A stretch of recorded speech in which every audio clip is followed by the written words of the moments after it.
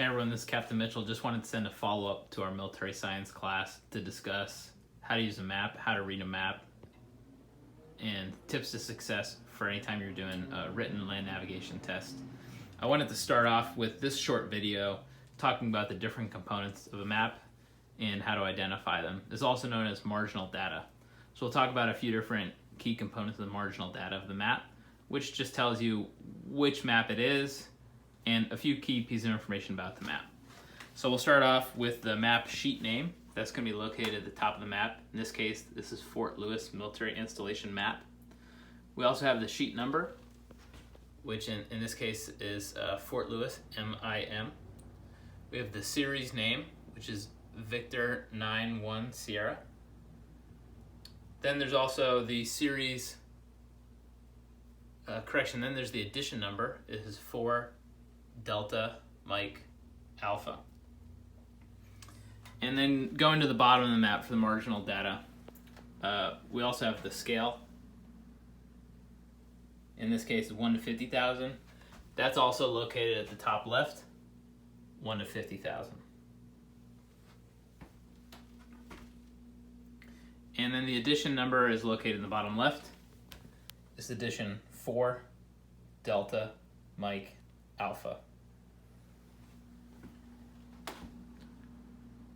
Now we also have the index to boundaries, which is the index that's located in the bottom right hand corner of the screen. It's right here. This shows you some of the different boundaries of the map and what's located in the general area. So you can hear Fort Lewis is in the state of Washington, and it's got Thurston and Pierce counties here within the map. You also have the adjoining sheets diagram. So we see that our Fort Lewis military installation map is in the middle.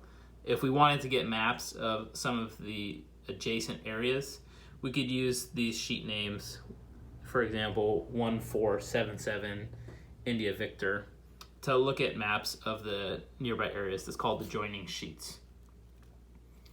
And we also have the elevation guide, which is just a macro view of the entire map and a few different spot elevations.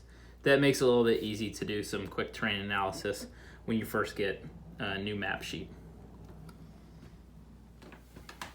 And we have the elevation guide right here.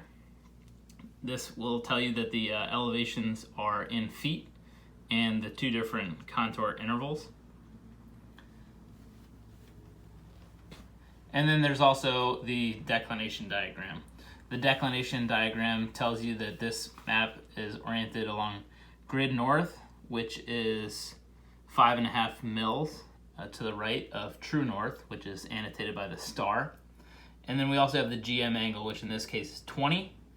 And then a little bit of help right here for how to convert from grid to magnetic and back. Now we also have in the bottom center is the bar scales, which will tell you the scale in terms of how to measure distance on the map. And you can see this scale is given in meters, yards, statute miles, and nautical miles. And then you've got the number 0 here. And so you'll measure to the right. And then for any any items that are smaller than that first, either 1,000 meters or 1 mile, you can also use the left to measure that additional distance. Now, then directly underneath that is the contour interval note. This contour interval note will tell you that the contour interval is 40 feet, unless you see any supplementary contour intervals, which is the dashed red lines, which means those supplementary contour intervals is 20 feet. Below that, we have a few additional notes, which really you won't really need to know. It's not too critical for a military science class, but just so you know the names of them, it's the ellipsoid note, the grid note, the projection note, the vertical datum note, the horizontal datum note. And then we also have the printing note directly below that.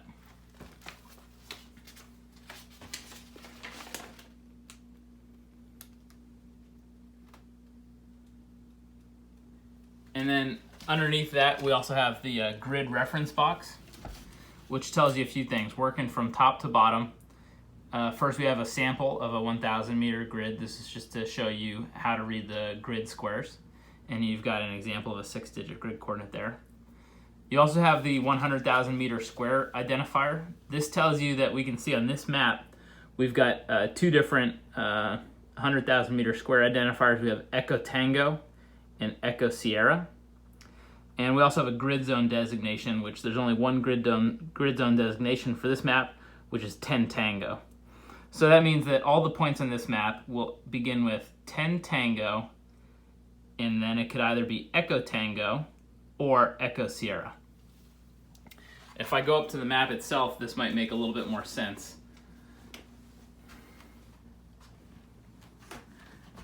I'm going to find the 00 northing located right here. So all the points above here are going to be Echo Tango, and then all the points below here are going to be Echo Sierra. And I find that by using this grid square reference box here. All right, and that's a little bit more information about the military map.